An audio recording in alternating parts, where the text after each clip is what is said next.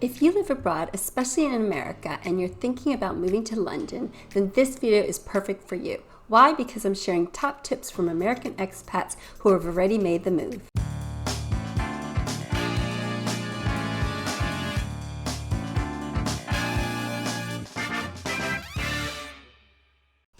Hi everyone, I'm Arinzeh with Onyx Property Consultants and Keller Williams. I moved to London back in 2011 from Washington, D.C. I'm a London-based property agent, and that means I help my clients buy, sell, rent, and manage property here in London.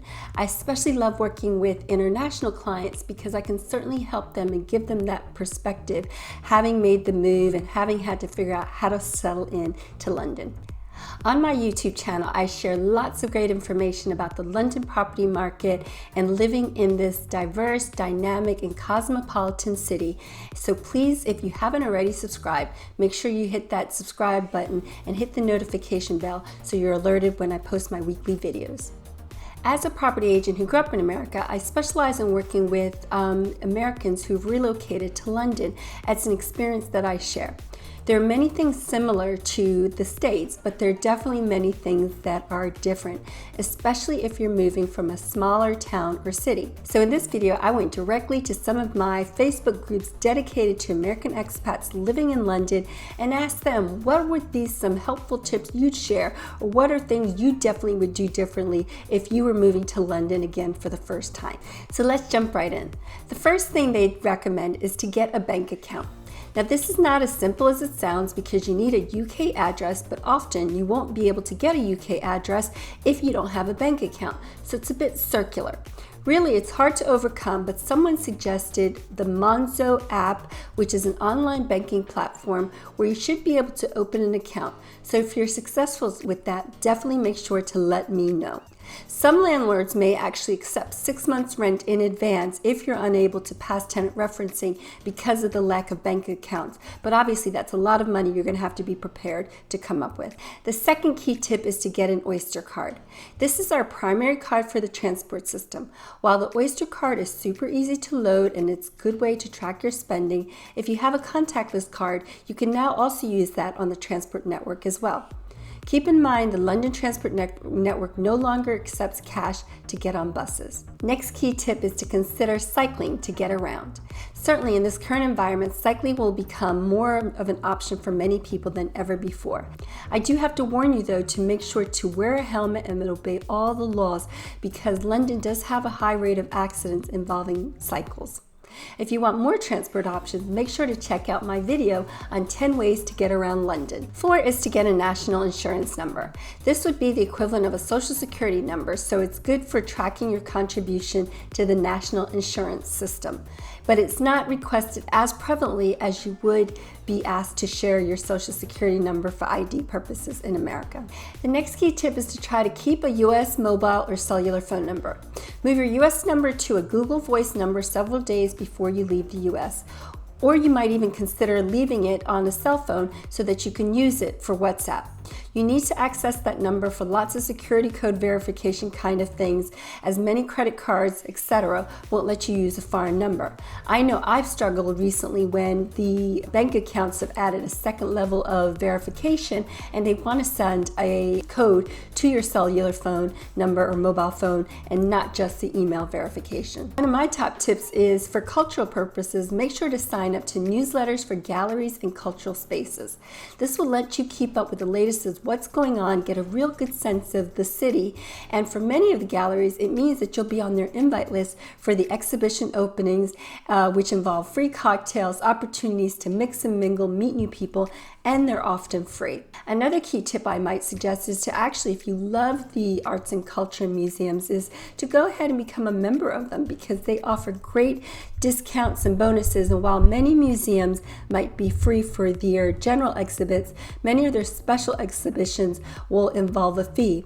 And if you're planning to go a couple times a year, becoming a friend and member definitely has added benefits and becomes very cost economical. So have you moved to London recently or even to another new area? What would be some of your top tips to share with others? Make sure to leave me a comment in the section below. Coming back to our list and focusing on the property sector, another key tip is not to forget to budget for council tax and to include it in your overall budget, especially if you're considering renting. Council tax is sort of like property taxes in America, but you as a tenant can be liable and usually will have to pay for it. It's for local services of the area where you live, such as trash and social services.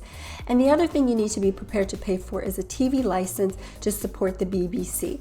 While it's under £15 a month, it's still an expense that you might not be used to paying and will need to allocate for.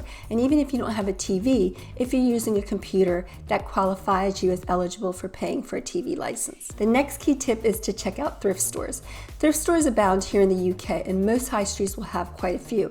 It's kind of like Goodwill in America, but it's really more like flea markets as well. If you're diligent and in some of the nicest parts of London, you can regularly get vintage local pieces at significant discounts. Tip number 3 on the property side is that many apartments will actually become furnished, so that will be an option. A lot of apartments are fully furnished or partly furnished, which you would not be used to or is really unheard in places like New York City. So if you don't have a lot of furniture, not to worry, as many places will offer furnishings. Or if you're actually thinking about bringing your furniture over, you might have a limited pool of options if you're trying to find an unfurnished flat, although lots of landlords might be flexible. So that leads me to tip number 4 about being careful as to what furniture you actually bring over from America. U.S. furniture does not always fit well in the UK homes. A queen-size bed in America is equivalent to a king-size bed here. Also, you need to be careful when shopping for replacement sheets for bedding to know which size you need to shop for. It also means that key pieces of furniture might not fit in smaller London flats that tend to be smaller than what you might be used to. Another key tip that was shared was that your baking trays and casserole dishes might actually be too large for the ovens here in the UK. I haven't really found that, but again, I do know that, for example, things like refrigerators can be a lot smaller, they can be under the counter, and some might not even have freezer sections, or the freezer sections might be quite small. So again, you're going to definitely have to adapt to how you shop for food and the type of food you're going to need to refrigerate and store.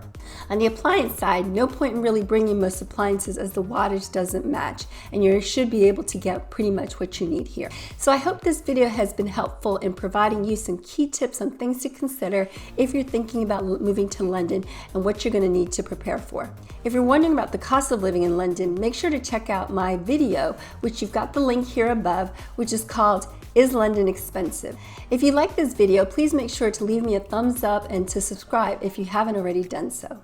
To find out more about living in London, make sure to download my free relocation guide, which is going to provide some super helpful tips about areas to consider in London, various cultural things to do, and lots of other helpful information. Thanks so much for watching. Make sure to check out the other great videos I've got on this YouTube channel and to subscribe if you haven't already done so. So that's Arinzeh with Onyx Property Consultants and Keller Williams. Bye for now.